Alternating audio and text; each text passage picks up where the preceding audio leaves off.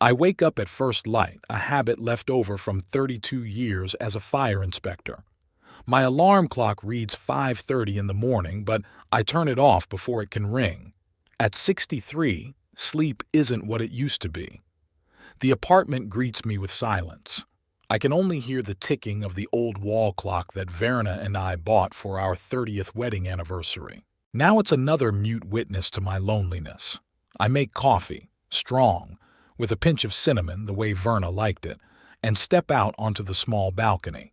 Baton Rouge is waking up. Neighbor boy Tony is delivering newspapers. Mrs. Holbrook is walking her corgi. Drivers are rushing to work. It's a normal day in Louisiana. The coffee's bitter. Verna said I always overdo the quantity, but in 4 years I've never learned how to make it right. Some things I can't do without her. Today is a special day. My birthday. Audrey invited me to dinner. Actually, she sent me a text saying, "Come over at 7. It's your birthday." No daddy or happy birthday. Just a statement of fact, like she's doing her duty. Maybe she is. The daughter has changed since her mother died. We both changed, but in different ways. I became withdrawn. She became hardened, especially when Perry came into her life. I'm not thrilled with her choices. Perry Hobbs is a financial analyst with ambition beyond his abilities. He's the kind of guy who always knows what's best for others. After the wedding, Audrey distanced herself from me. She called less often, visited less often. And when they bought a house in the suburbs, our meetings were reduced to holidays and birthdays. Or rather, they didn't buy it, but I helped them buy it. I made most of the down payment. My savings from all the years I'd been working. Verna would have approved. She always wanted Audrey to have a better life than us, but Verna didn't live to see that day. I go back to the apartment and start packing. In the bathroom, I take a long look at my reflection. The wrinkles have gotten deeper. My hair is almost completely gray. There are bags under my eyes. I haven't slept well in the last few weeks, and the aching in my joints is worse than usual. Old age doesn't make anyone look old, but I still had the same determination in my eyes that I had when I was younger. The same determination that had gotten me through dozens of fires and saved more than one life. Order and cleanliness is another habit left over from work. I eat breakfast oatmeal with blueberries, wash dishes, wipe down countertops. Always keep the place clean. You never know when you'll get home. If you do. How many times have I said that to young firefighters?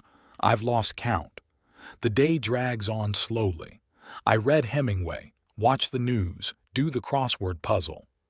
Later I go to the store for wine. Dry red. That's what Audrey likes. Or used to, I'm not sure. It's been so long since we've had a real conversation. I pass a cake shop and buy a chocolate cake. It says, "Happy birthday." It's silly to buy a cake for your own birthday.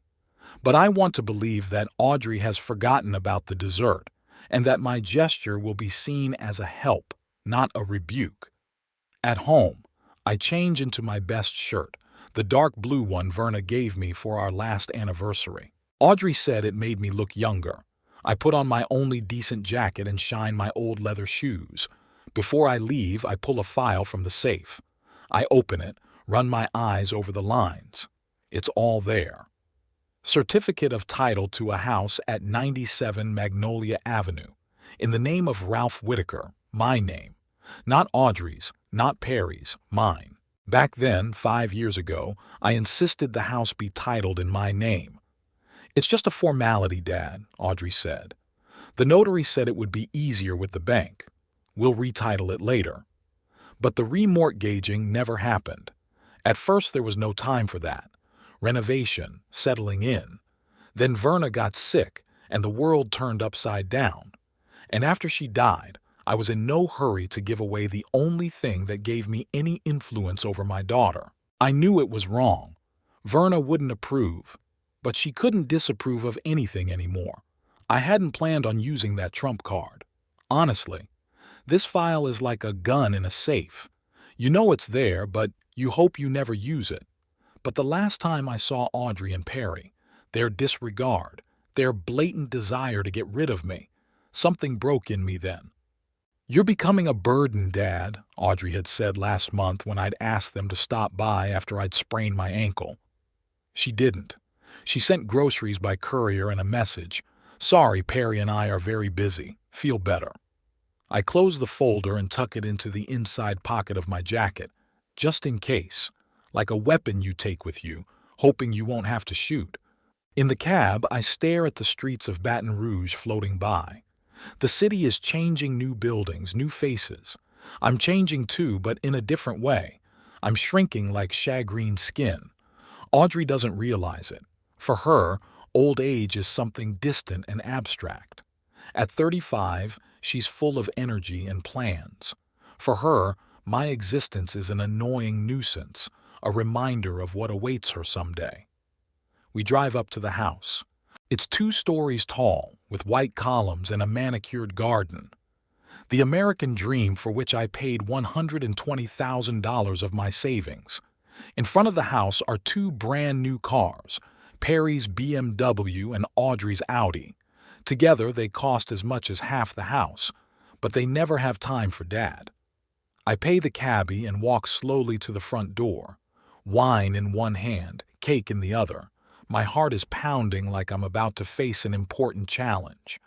Part of me hopes that tonight will be different, that we'll finally talk, that Audrey will remember sitting on my shoulders as a child while I told her about the constellations, how I taught her how to ride a bike and how proud I was of her first A in math. But another part of me, the part that keeps the paperwork in my inside pocket, knows that hope is futile. That tonight will end like dozens of previous ones. Strained smiles and relief when I finally leave. I ring the doorbell. I wait. I ring it again. Finally, the door opens and Audrey appears on the doorstep. She's beautiful, hair gathered into an elegant bun, light makeup highlighting her blue eyes. Verna's eyes. "Daddy," she says without a smile, "you're early." I glance at the clock. 6:55. I'm sorry. The cab driver must have been speeding. She looks at the cake in my hands, a flicker of irritation in her gaze. "Why? We already have dessert." I shrug. Figured it wouldn't be superfluous. Audrey steps back, letting me into the house. I inhale the familiar smell, a mixture of citrusy perfume and roasted meat. Voices come from the kitchen, Perry and someone else. A woman's voice, young, ringing. "Are we having company?" I ask, taking off my coat. "A friend from work," Audrey answers briefly. "And her husband. Not a family dinner then. Not just for me. Well, that explains a lot." I follow my daughter into the living room. There's a bottle of whiskey and glasses on the coffee table. Perry is standing by the fireplace talking to a young couple. He notices me and nods, no smile, no greeting, just acknowledging my presence. "Ralph's here," Audrey says, and her tone makes me wince. Not Daddy, not Father, Ralph. It's like I'm a stranger. The folder in my inside pocket feels heavier. Maybe today's the day, I think. Maybe today I'll have to get it out. But I smile and hold out the wine. "Happy birthday, Ralph." "Meet Cassie and Brandon." Perry points to a young couple sitting on the couch. They smiled synchronized smiles at me with duty smiles. Cassie works with Audrey at the insurance company, and this is, Audrey's dad. Not even a first name, just Audrey's dad. As if I were some nameless piece of furniture that had to be introduced to the guests. "Ralph Whitaker," I introduce myself, extending my hand. "Pleased to meet you." The handshakes were sluggish, like people who are embarrassed by the very fact of my existence. I could clearly see the question in their eyes. What was this old man doing at a party of the young and successful? "Ralph was a fire inspector," Audrey said in the tone of a tour guide presenting a museum exhibit. 32 years, I added, trying to keep my voice casual. "Retired 4 years ago." "Wow," Brandon said, clearly not knowing what else to say. "You must have seen a lot of fires?" I was about to answer, but Perry was already picking up the conversation. Speaking of work, Cassie, did you tell Audrey about that new system they're implementing at the main office? And the conversation took a different direction, leaving me out of it. It's a classic move to change the subject when the old man starts talking about the past, as if my memories were something unseemly, like talking about illnesses at the table. I sat in a chair in the corner of the room, watching the lively conversation. 4 people were discussing work, politics, the latest movies. It was as if I didn't exist. Perry periodically filled glasses with whiskey, but he never approached me with a bottle. I didn't insist.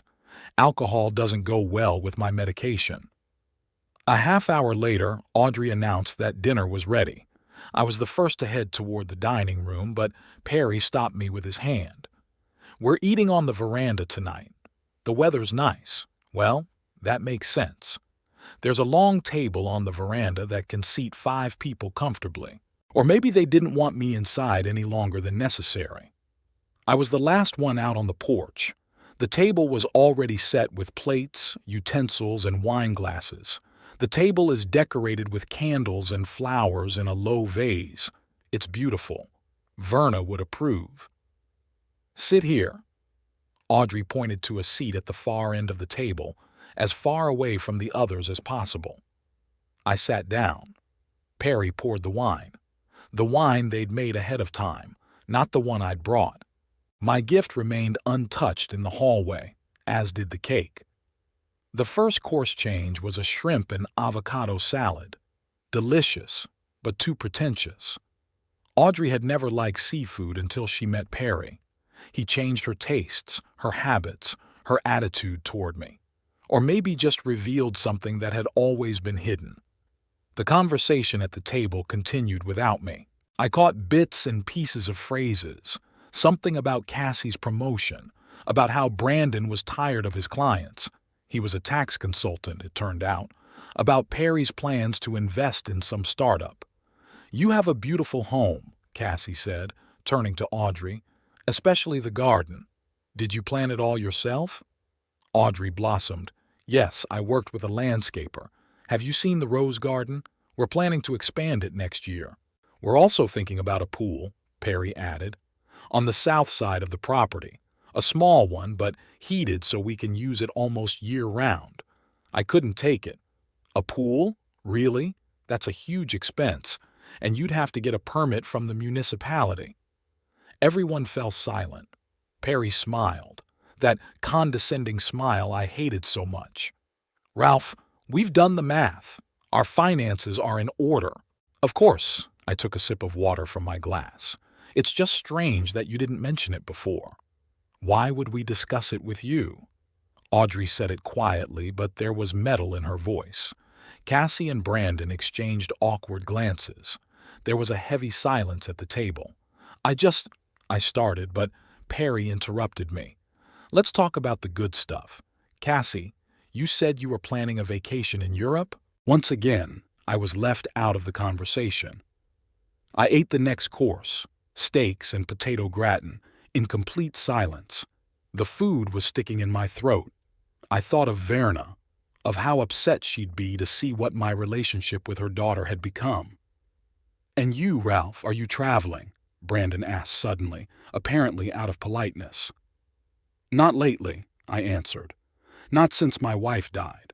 "Dad hasn't done much since Mom died," Audrey put in.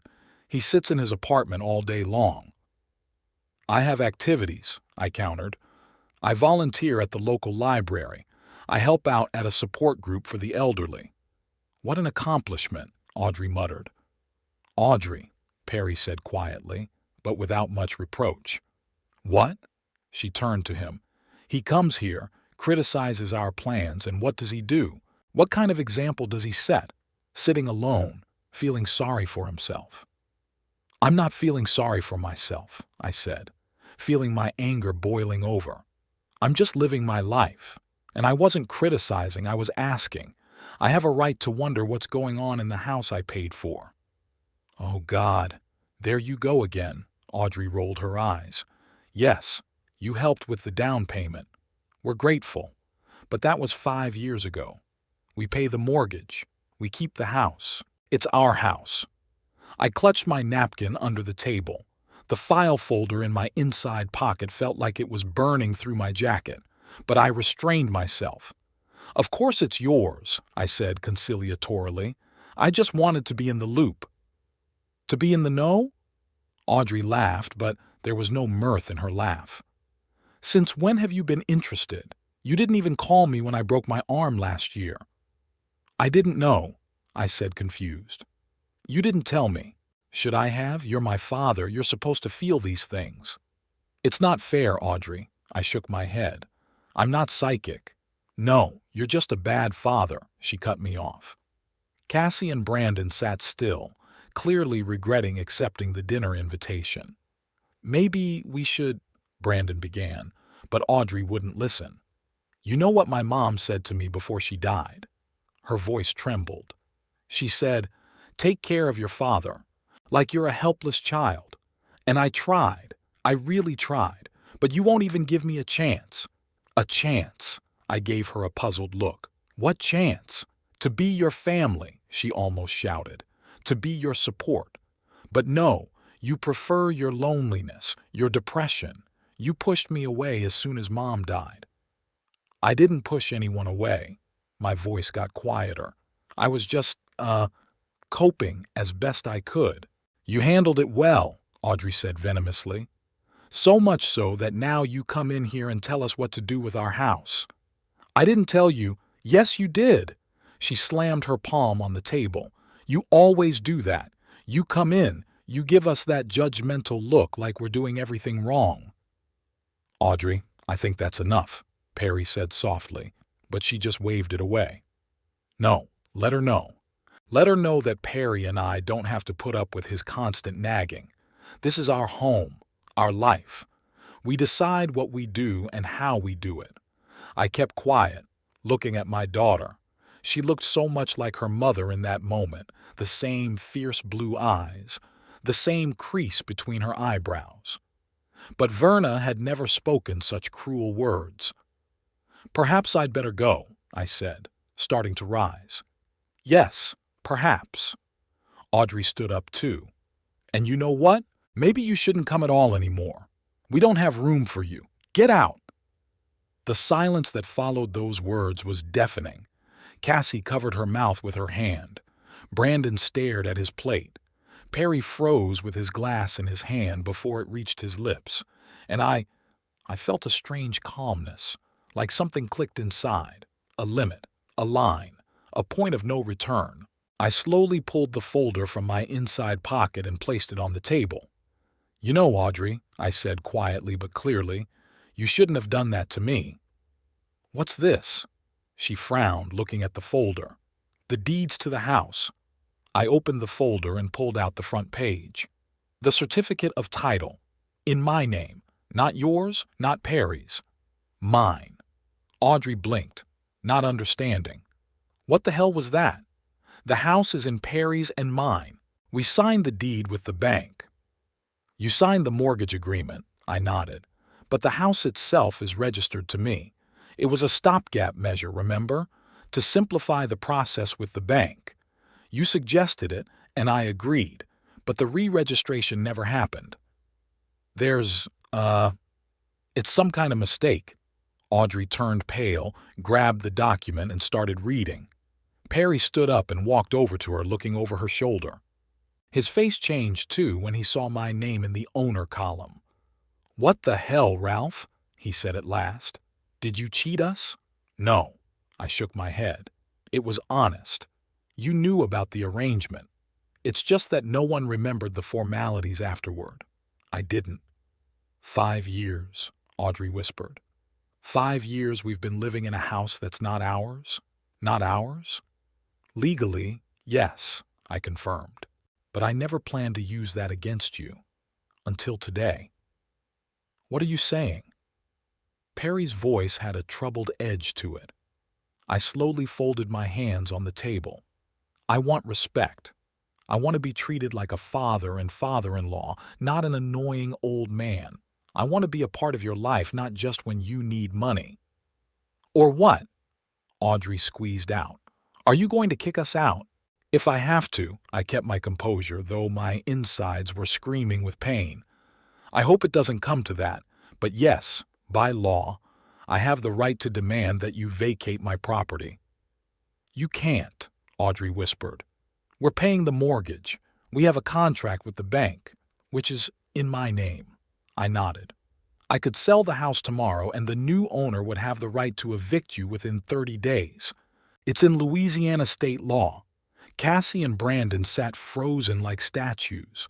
They probably never expected to witness such family drama. You won't do it. Audrey shook her head. You're bluffing. Shall we test it?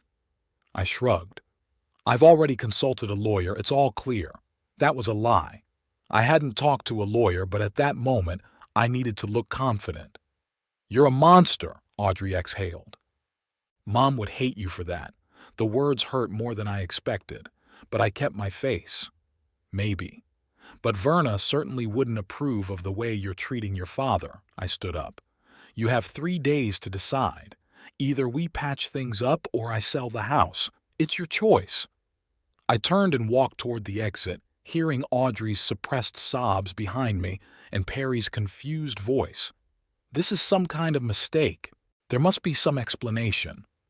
Taking my coat, I walked outside without looking back. My heart was racing and my mouth was dry. I did it. Burned the bridges. I drew my gun and fired. Calling a cab, I sat on a bench by the road and looked at the house.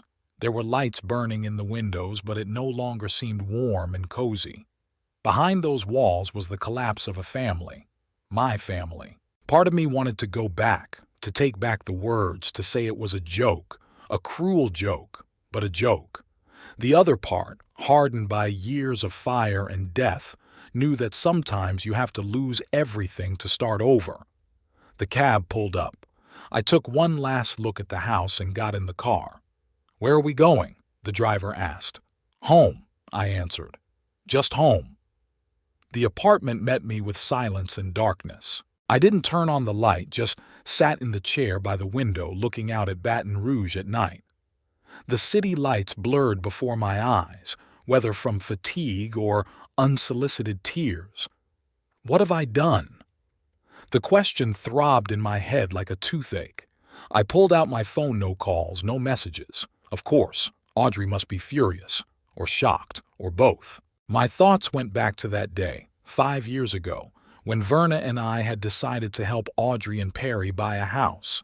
Verna had begun to weaken then, the first signs of illness that we'd blamed on age and fatigue. This will be our gift to them, she said, going through our savings accounts. They're young, they need support. I was less enthusiastic. Perry seemed overconfident and wasteful to me. They'd been married 3 months, and he'd already bought a new car and convinced Audrey to quit a promising job for a position at his friend's company. $120,000 is almost all of our savings, I argued. What if something happened to it? Divorce? Bankruptcy? It happens. Verna looked at me then with that special smile she saved for when she thought I was too pragmatic. You always expect the worst, Ralph. They love each other, and they're not children. It's precisely because they're not children that they need to take responsibility for themselves, I insisted. I don't mind helping, but let's be careful. In the end, we found a compromise. The money was in exchange for putting the house in my name temporarily, until I was sure of the stability of their marriage and their financial situation. Audrey grumbled, but agreed. There wasn't much choice. The real estate market in Baton Rouge was booming, prices were rising, and we were offering 1/3 of the value of the house here and now. Have it your way, Daddy, she said. But it's just a formality. In a year or two, we'll have it all reissued. The next day, we went to the notary and signed the papers. I remember Perry looking through the papers carelessly, clearly thinking more about how he was going to spend the money he'd saved on the down payment. He even joked something about how I was now a homeowner in a neighborhood that Verna and I would never have been able to move into on our own. I didn't think much of it at the time. 6 months later, Verna was diagnosed with terminal pancreatic cancer. Everything started to spiral. Hospitals, doctors, medication. There was no time for paperwork. Audrey, to her credit, supported her mother. She came to the hospital, helped with household matters, though I could see how hard it was for her to look at Verna fading away. Perry showed up less often. There were always reasons, work, important meetings, urgent matters. One day I caught them arguing in the hospital corridor. Audrey was saying something about needing his support, and he was saying he couldn't stay stuck in this depressing place all the time. When Verna died, something broke between Audrey and me. We both grieved, but in different ways. I withdrew. She threw herself into her work and social life. She started calling less, visiting less, and then she started treating me like a burden. The question of remortgaging the house never came up. At first I didn't care, then it was awkward to ask, and then I started to notice how she and Perry were living. New cars, expensive vacations, renovation after renovation. I knew Perry had a career in finance, but still their spending seemed excessive. So I thought, what if they're in debt? What if this house was the only thing they had left if everything went to hell? So I kept the deed, like insurance, like a guarantee that a little piece of Verna, her care for her daughter, wouldn't be wasted. I didn't plan on using that power. I really didn't. But their attitude was getting worse and worse. Especially after that ankle incident where I literally couldn't leave the apartment and Audrey hadn't even taken the time to stop by. The ringing of the phone snapped me out of my memories. Audrey. I picked up the phone but didn't have time to say a word. I talked to a lawyer.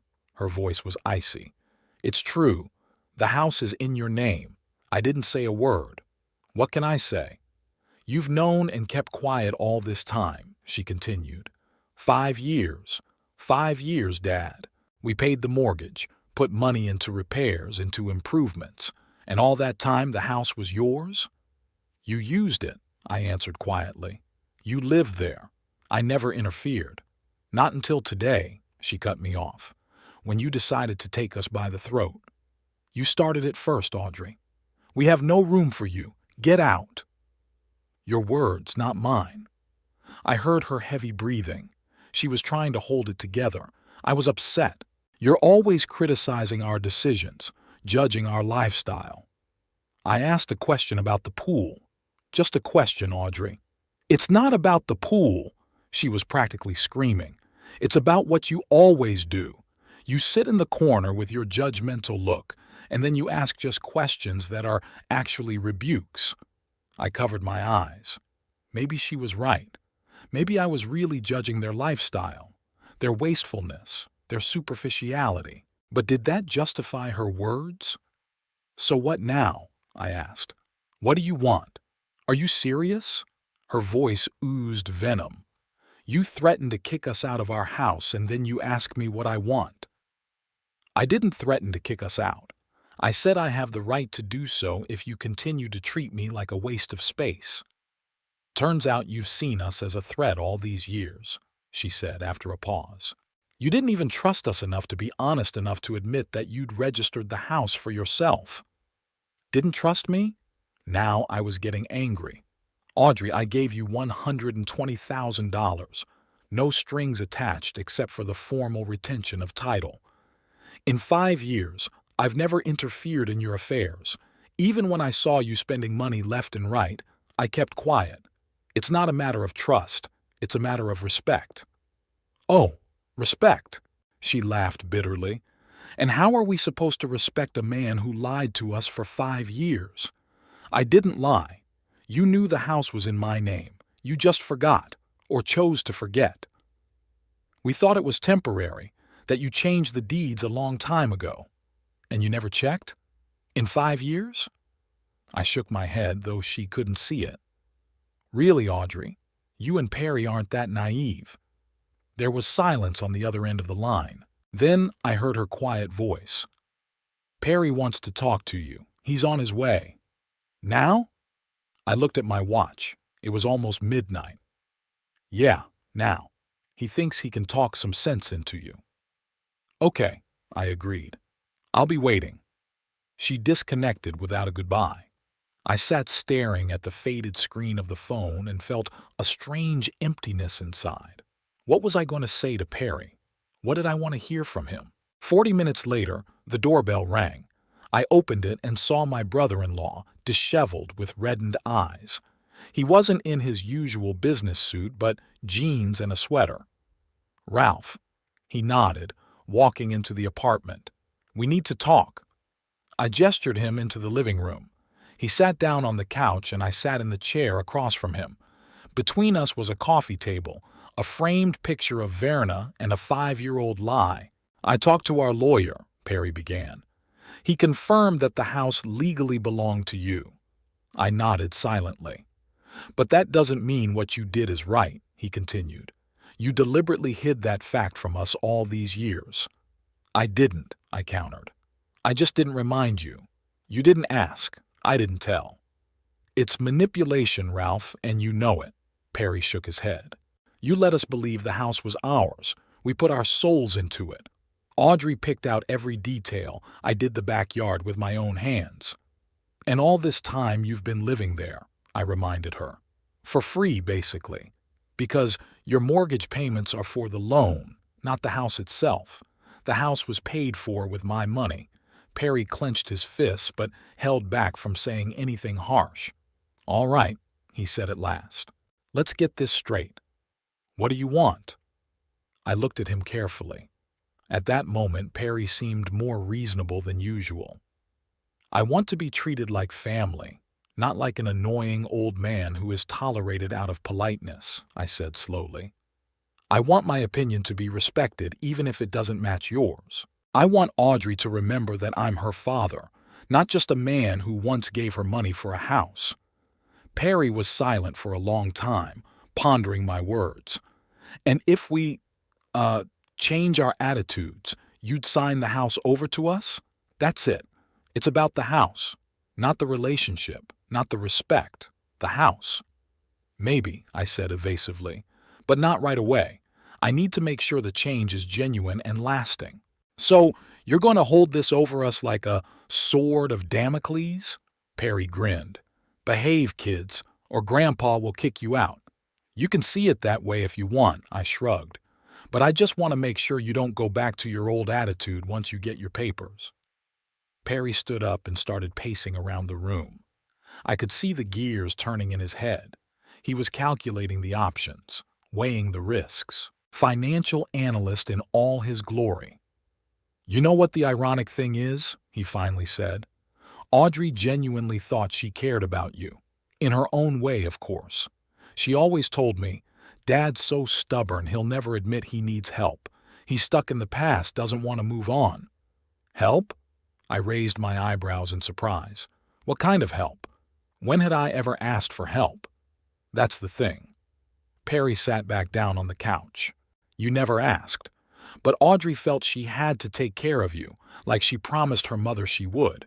It's just that her idea of caring is, well, peculiar." I remembered Audrey's numerous attempts to organize my life after Verna's death, lists of doctors I had to see, suggestions to move to more appropriate housing for a single elderly person, insistent recommendations to enroll in groups for widowers. It all felt like an intrusion, an assault on my independence. "I fought back," she insisted, and gradually it became a cold war. "I didn't ask her to take care of me like that," I said. "I asked for respect and attention, just human companionship." "And she saw it as your unwillingness to accept reality," Perry nodded. "Your inability to adapt to life without Verna." He said my wife's name in a particularly soft way, and I suddenly realized that maybe I'd misjudged my son-in-law all those years ago. "You know," he continued, "when I first met Audrey, she was always talking about you and Verna. What wonderful parents you were, how you supported her in everything, how proud you were of her accomplishments. She adored you both." "And then?" I asked quietly. "Then Verna got sick, and everything changed," Perry said. "Audrey wasn't ready for the thought of losing her mother. She was angry at the illness, at the doctors, at the world, and at you too, even though you had nothing to do with it. She thought you'd given up, that you hadn't fought hard enough for Verna. I did everything I could. My voice trembled. We consulted the best doctors, tried experimental treatments, but it was too late. I know, Perry nodded. And I think Audrey knows too. But she needed someone to blame. And then when Verna died, she needed someone to take care of. Her way of coping with grief was to control everything around her. I listened to him and realized that maybe he was right. Maybe my daughter and I were both wrong in our interpretations of each other's behavior. Maybe behind her insistence on helping was not condescension, but fear of losing me too. And behind my resistance, not stubbornness, but fear of losing the last shreds of independence. And now what? I asked. Perry stood up. I don't know, Ralph. Honestly, I don't know. Audrey's furious. She thinks you betrayed her trust. That you've been waiting all these years to use the house as leverage. That's not true, I countered. I never planned this. It's just, she crossed the line today. Maybe, Perry shrugged. But it doesn't matter what you planned or didn't plan anymore. What matters is what you did. And I have to say, it's impressive. I never thought you had that kind of toughness in you. I could detect a note of respect in his voice. Strangely, I thought he sounded sincere. I'll talk to Audrey, he said, heading for the door. I'll try to calm her down, but I can't promise it'll work. She's inherited your stubbornness. I walked him to the door. Perry, I called out to him when he was already on the doorstep. I really didn't mean for things to turn out this way. He turned around and gave me a long look. You know what's funny, Ralph? I believe you. But Audrey sees this as a betrayal, and I'm not sure she can forgive it. He left me alone with my thoughts and doubts. In the morning, I was awakened by a phone call. I did not immediately realize where I was. I had fallen asleep in the chair.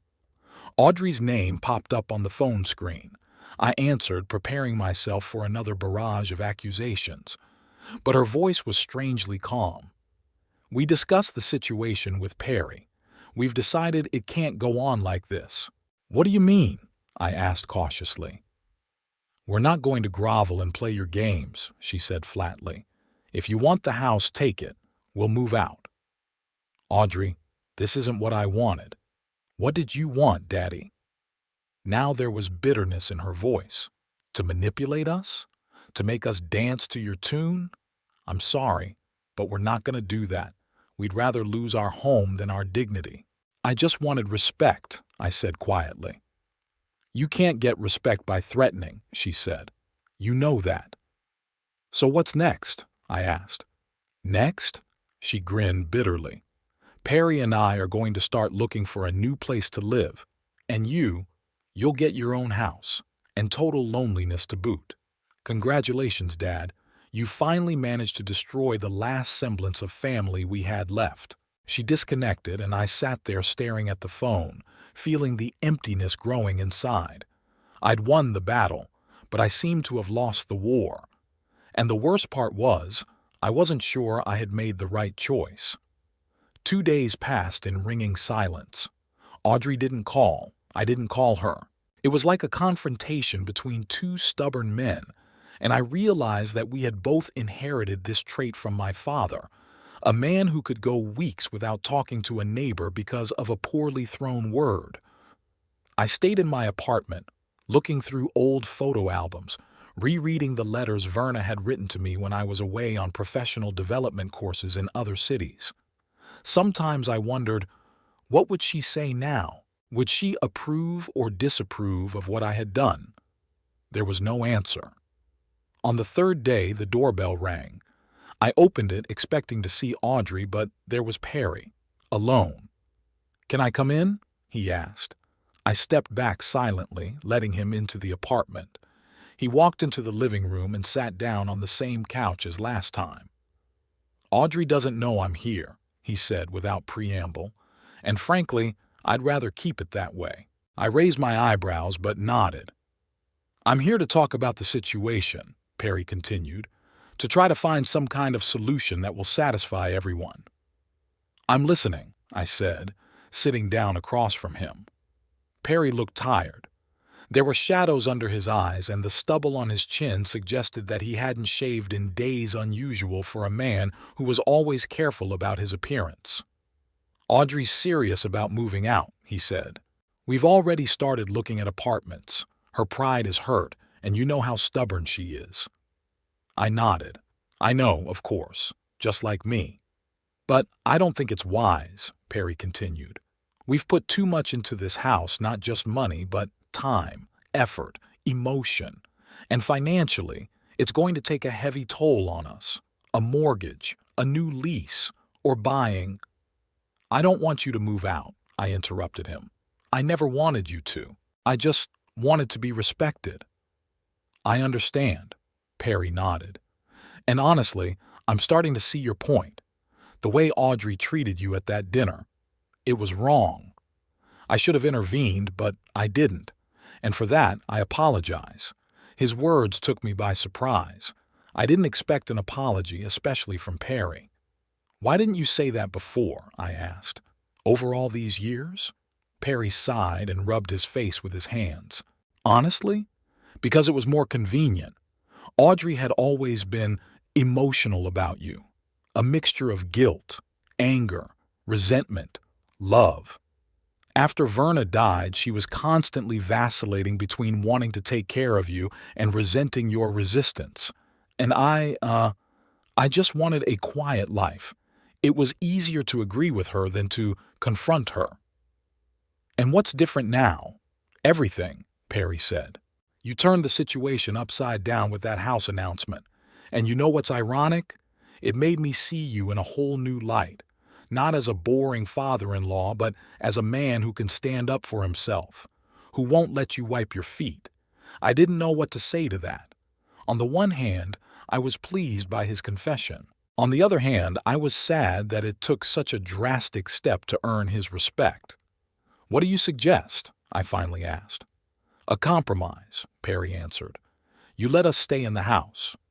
Audrey and I start treating you with the respect you deserve. Regular visits, phone calls, family dinners without insults. And gradually, as the relationship matures, we revisit the issue of remortgaging the house." I considered his proposal. It sounded reasonable, but there was one major flaw. "Audrey won't go for it," I said. "You said it yourself. Her pride is hurt." "Let me work on that." Perry leaned forward. "I can be persuasive when I want to be. I just need you to be willing to compromise when the moment comes." I looked at him carefully, trying to figure out his motives. Was this a sincere desire to mend the relationship or just an attempt to keep the house? "Okay," I said at last. "I'm willing to compromise, but not for the sake of a check mark. I want real change." "Fair enough," Perry stood up. "I'll talk to Audrey. But don't mention our meeting until I say so myself. She's, on edge." I walked him to the door. Before he left, he turned around. "You know, Ralph, I always thought your job, checking buildings for fire safety, was pretty boring. But now I realize you must have been pretty darn good at it. Spotting problems before they become disasters is a special talent." With those words, he walked away, leaving me with mixed feelings. Was it a sincere compliment or a subtle manipulation? With Perry, one could never be sure. The next few days passed in suspense. I went about my daily routine, reading, cooking, going to the library, and to senior support group meetings. But my thoughts kept returning to Audrey, Perry, and the house situation. I began to question my decision. Maybe I had really overreached. Maybe I should have found another way to reach my daughter. On Thursday, on my way back from the store, I ran into a neighbor, Estelle Price, a widow in her mid-50s who had moved into our house about a year ago. We occasionally exchanged a few words when we met, but we never spoke closely. "Ralph," she smiled welcomingly, "I haven't seen you in a long time. Is everything all right?" "More or less," I answered evasively. "Just a little family trouble." Estelle nodded understandingly. It's never easy with children, especially when they grow up and decide they know life better than we do. I looked at her in surprise. How did you know it was a daughter? You have that look on your face, she smiled. I'm a mother of 2 grown sons myself. I know that look, a mixture of love, pride, and a desire to shake them by the shoulders. I couldn't help laughing. Estelle had caught my feelings exactly. Would you like to come in for a cup of tea? I suddenly suggested it. It seemed like I could use the distraction. I'd love to, she nodded. Already in the apartment over tea and cookies, I suddenly told her the whole story. About how Verna and I had helped Audrey and Perry with the house, about how the relationship had changed after my wife's death, about the ill-fated dinner and my ultimatum. Estelle listened attentively, not interrupting, only occasionally nodding or frowning. Do you know what the strangest thing is? I said, finishing my story. Perry seemed to take my side. He came by, offered a compromise, even apologized for his behavior, and not a word from Audrey. Estelle stirred her tea thoughtfully. It's not so strange if you think about it, she said at last. Perry is a pragmatist. He evaluates a situation in terms of gain and loss. For Audrey, on the other hand, it's an emotional issue. She feels betrayed. Betrayed? I was surprised. I gave her $120,000. I never interfered in their lives. How could that be betrayal? It's not about money, Ralph, Estelle said softly. It's about trust. In her mind, you made a pact. You help with the house, and the house becomes theirs. Yes, technically it was in your name, but in her mind it was a temporary measure. And now she finds out that you've been holding that trump card up your sleeve all these years. To her, it looks like a betrayal. I thought about what she said. Maybe Estelle was right. What mattered to Audrey was not the legal side of the issue, but the emotional side. Not what I had the right to do, but that I could even consider such a move. So, what do you think I'm wrong about? I asked. Estelle shook her head. I'm not talking about right or wrong. I'm talking about different perspectives. From your perspective, you were defending yourself against disrespect. From her perspective, you were using power to manipulate her. Both perspectives have a right to exist. What am I supposed to do now? What do you want in the end? She asked. For Audrey and Perry to stay in the house? For the relationship to work out? Or are you willing to sacrifice the relationship for principle? I was silent for a long time, pondering her question. What did I really want? To punish my daughter for disrespecting me, to bring back the intimacy, or just to prove that I can't be treated like a waste of space? I want Audrey to be happy, I said finally, but not at the expense of my dignity. I don't want to be a doormat that people wipe their feet on and then remember at Christmas and birthdays. Then stand your ground, Estelle nodded firmly, but be ready to compromise when the time comes. And remember that pride is a bad counselor for both sides. Her words stayed with me even after she left. There was something comforting about having someone listen to me without judgment, just trying to understand.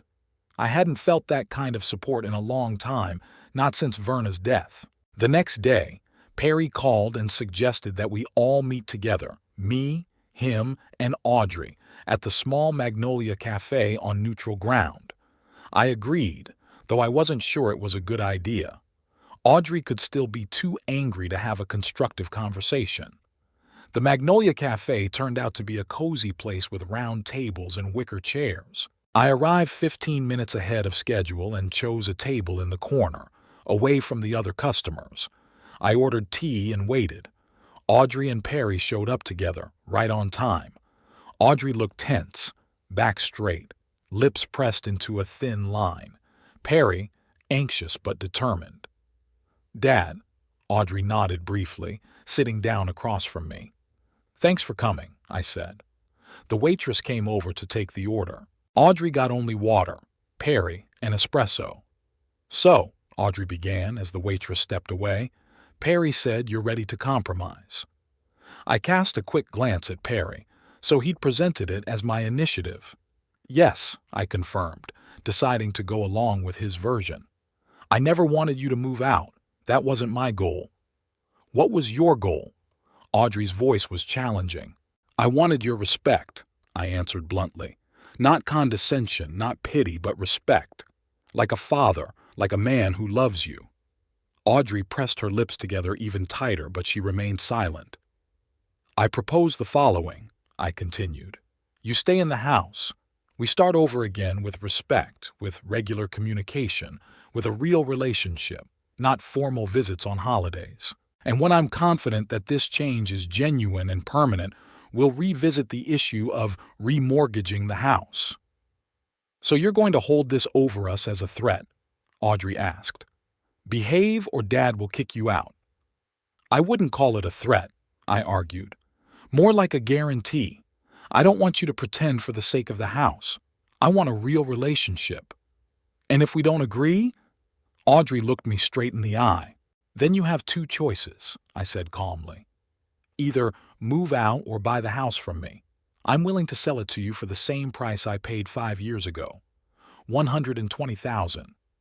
Audrey looked at Perry. I could see that they hadn't expected such an offer. We need time to think about it, Perry said. Sure, I nodded. I'm not rushing you into a decision. We sat in silence while the waitress brought our orders. The atmosphere was tense, but not hostile. Progress, compared to our last meeting. How are you? I asked Audrey, trying to lighten the mood. Is everything okay at work? Fine, she answered briefly, but then she added after a moment's silence. I got a promotion. I'm deputy department head now. Congratulations, I said sincerely. That's great news. Thank you, she softened a little. How are you? Is your ankle healed? Yeah, it's fine now. I was touched that she remembered my injury. We continued talking, carefully with long pauses, but still talking. Audrey talked about a new project at work. I talked about my support group meetings. Perry was mostly silent, only occasionally inserting remarks. He seemed pleased with how our conversation was progressing. When we finished our tea and coffee, Perry apologized and left, saying he had an important work call to make. Audrey and I were left alone. You know, she said after a pause, I've been thinking a lot about what happened, and while I still think what you did was unfair, I'm beginning to understand why you did it. You do? I was surprised by her words. We really didn't treat you the way we should have, she continued. After Mom died, I didn't know how to act. I thought you were shutting yourself in, that you needed help but you wouldn't take it, and I was angry at you for it. And I didn't want to be a burden, I admitted. I didn't want you to take care of me out of obligation. I wanted to be your father, not a helpless old man to take care of. Audrey nodded as if truly understanding my point of view for the first time. We could try starting over, she suggested cautiously.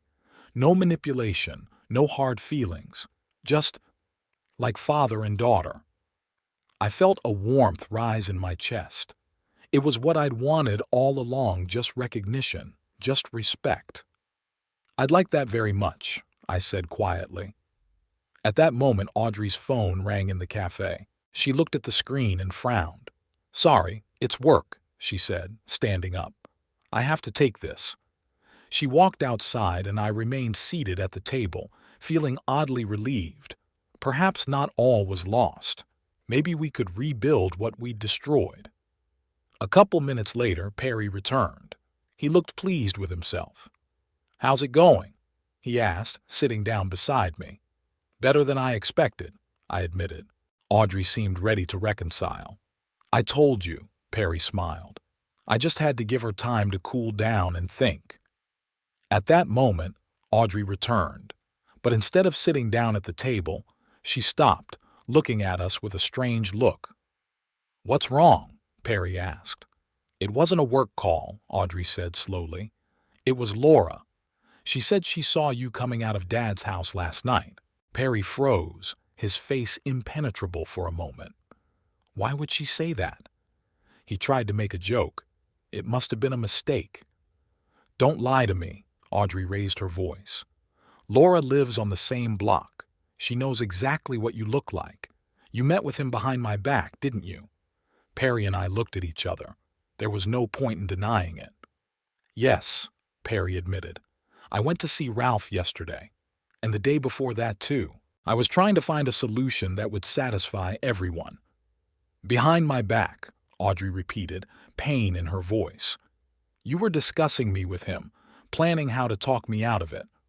Audrey, that's not true, I began, but she interrupted me. Shut up.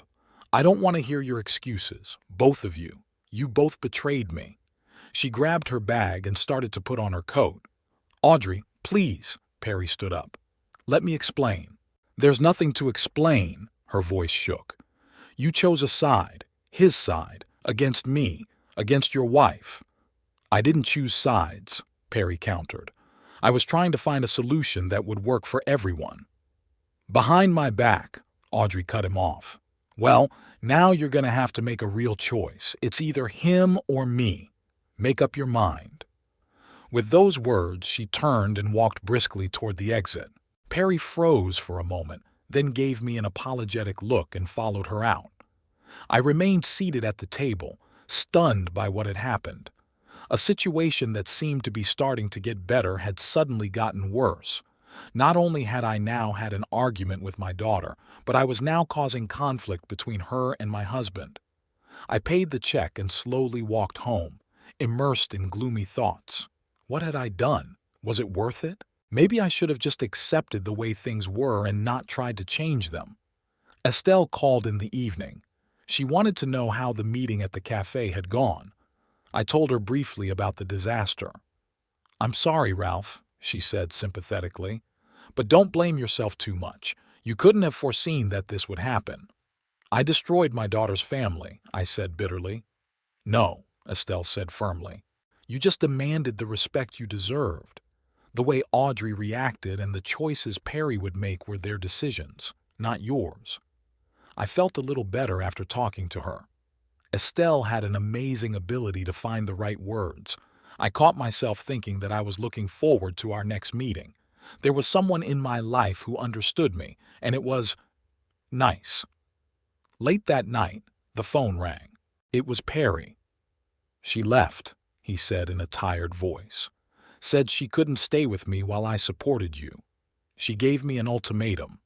Either I agree with her and end things with you, or our marriage is over. And what did you say? I asked cautiously. A long pause. I said I couldn't choose between you, that you're both important to me, and that I couldn't support her in what I thought was wrong. And she left? My voice shook. Yes, Perry answered quietly. Packed up the essentials and went to Laura's. Said she'd come back for the rest of her things later. I closed my eyes, feeling a wave of guilt wash over me. I didn't want this. I didn't want to ruin their marriage, their happiness. Perry, listen, I began. Maybe it's not too late to fix this. I can talk to her, tell her that it was my fault, that I manipulated you. No, he interrupted me firmly. Don't do that. It's my choice, Ralph. Mine, not yours. I can't support Audrey in what I think is wrong, even if it means the end of our marriage. I didn't know what to say. Part of me admired his integrity, the other part of me dreaded the consequences. What are you going to do? I finally asked. I don't know, he answered honestly. For now, just exist, day by day, and then we'll see. After we finished talking, I sat in the dark for a long time, thinking about how strangely life had turned out. I had started this conflict to regain my daughter's respect, and in the end, I seemed to have gained my son-in-law's respect and lost my daughter. Was the price too high? I didn't know. The next morning, I met Estelle again in the driveway. She was walking her little terrier and waved hello when she spotted me. How are you, Ralph? She asked with genuine concern in her voice. To be honest, I don't know, I answered. Perry chose me over Audrey. She had left him. Estelle silently took my hand and squeezed it lightly. That simple gesture of support meant more than any words of comfort.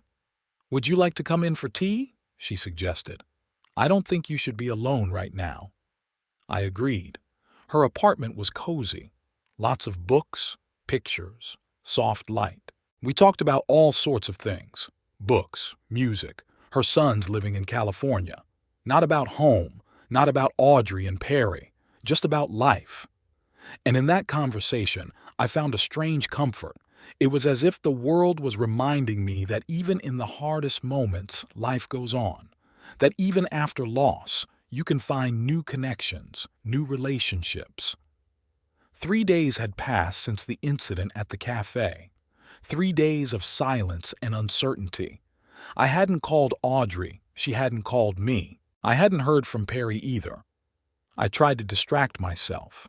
I went to the park, met with friends from the support group, even went to Estelle's house for tea, but my thoughts kept returning to my daughter and our conflict. On the evening of the 4th day, the doorbell rang. I opened it and saw Perry, pale with red eyes, but determined. "May I come in?" he asked. I stepped back silently, letting him in. We walked into the living room, but this time he didn't sit down on the couch but stood there, nervously clenching and unclenching his fists. "Audrey gave me a choice," he said without preamble. "Either I'm with her against you, or I'm no longer her husband." I sighed heavily. "Perry, listen." "No, you listen," he interrupted me. "I've been thinking a long time. And I decided that I couldn't support Audrey in this." I froze, unable to believe my ears. "What are you saying?" "I chose you, Ralph," he said simply. "Not because you're holding us by the throat over the house, but because you're right. The way Audrey's treated you all these years, it's wrong. And I've been a part of it. I let it happen, even encouraged it. And I'm ashamed." I slumped back in my chair, trying to comprehend his words. "Do you realize what you're saying? You're choosing an old father-in-law over a young wife?" Perry smiled weakly. "When you put it like that, it does sound crazy. But it's not about choosing between you and her. It's about choosing between right and wrong, between respect and disrespect." I tried to explain that to Audrey, but she wouldn't listen. He paced the room, then stopped at the window. "You know, I always thought of myself as a pragmatist, a person who made decisions based on profit. But it turns out there are things more important than profit: dignity, honesty, respect." "So what now?" I asked. "What's wrong with you?" "Audrey's packing," Perry said quietly. "She's going to her friend Laura's. She said she was going to file for divorce." I felt my heart clench with pain. Had it really gone that far? Is my daughter really ready to destroy a marriage because of her pride? "Maybe she'll change her mind," I said, though I didn't believe it. "When she cooled down, when she thought it over."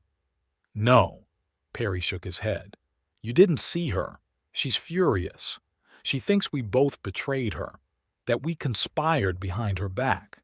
She won't even listen to an explanation." He sank down on the couch, wrapping his arms around his head. "I always thought I knew my wife, but now I don't recognize her." It was as if the mask had fallen, and I saw a completely different person. I understood his feelings. I hadn't recognized my daughter in recent years either. Where is that tender, caring girl who brought me tea when I was sick? Who drew birthday cards for me? Who was proud of her father for saving people? "What are you going to do?" I asked. Perry lifted his head and looked at me with tired eyes. "I don't know. Honestly, I don't. I don't have a plan. I can't do anything else." We sat in silence, each of us absorbed in our own thoughts. It was starting to get dark outside. Another day was coming to an end, a day that changed everything. "You can stay here," I said finally. "If you want to, I have a couch." "Thanks," Perry nodded gratefully. "But I think I'd better go home. I need to, finish talking to Audrey, if that's even possible." He stood up and I walked him to the door. "I'll come back tomorrow and let you know how it went, if you don't mind." "Sure." I shook his hand. "Hang in there, Perry." When the door closed behind him, I felt a strange emptiness inside. I'd started this confrontation to regain my daughter's respect, and in the end I seemed to have lost her forever. Was the price too high? Or was it inevitable? I couldn't sleep through the night, tossing from side to side. Every time I closed my eyes, I saw Audrey's face, First, the little girl laughing on the swing set, then the teenager stubbornly asserting her opinion, then the young woman happy on her wedding day, and finally her face in the cafe, contorted with anger and pain. My daughter, my only daughter. In the morning, exhausted by insomnia, I called Estelle. I needed someone to talk to, someone who wouldn't judge. "Perry chose me," I said when she opened the door. Audrey was leaving him. Estelle hugged me silently and let me into the apartment.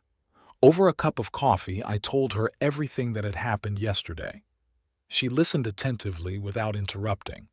"I don't know what to do," I admitted at the end. Things had gone too far. I didn't mean for this to happen. "Of course you didn't," Estelle said softly.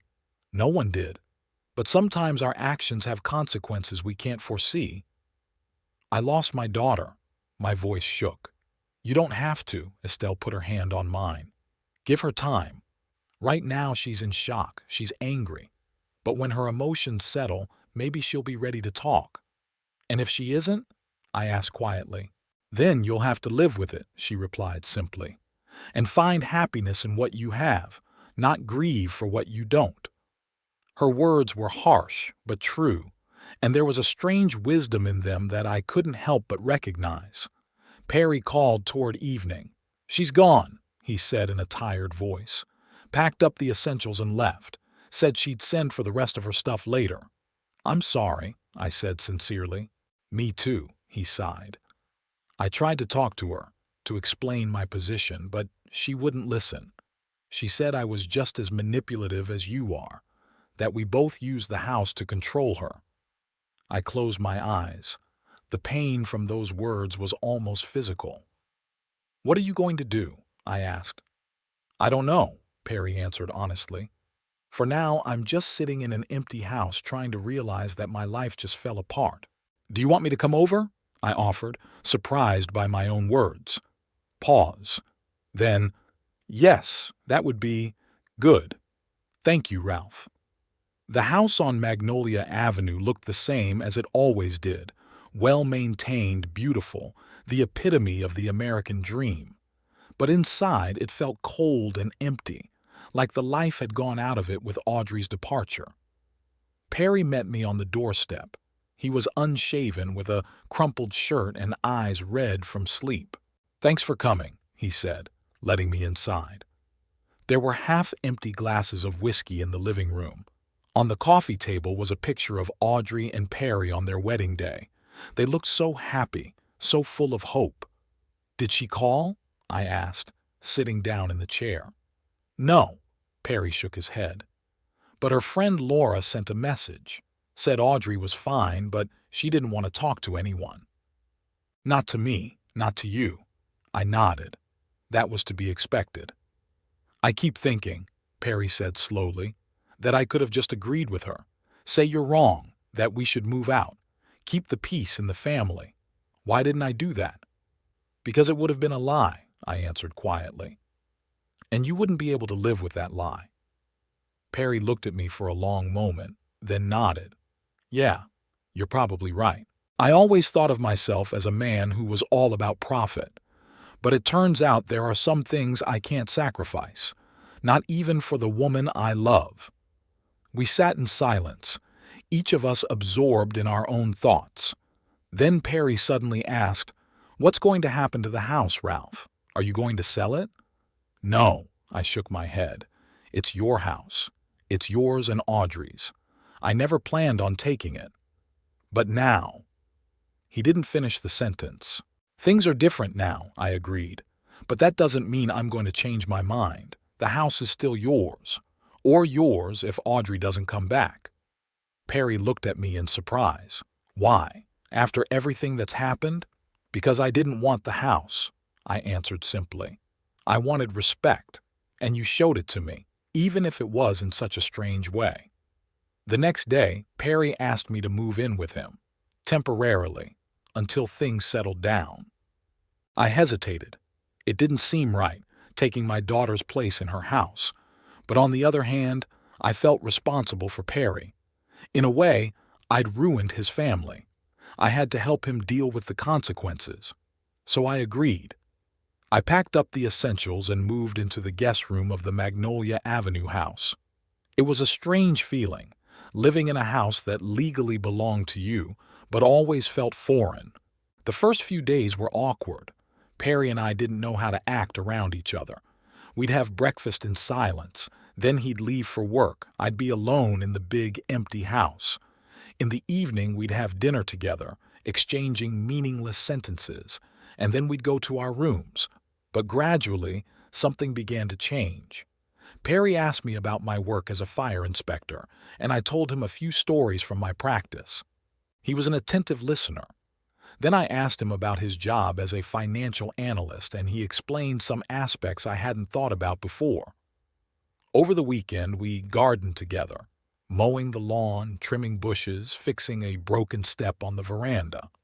Working side by side, we talked about more personal things, our relationship with Audrey, how we'd both been wrong in our approach to her.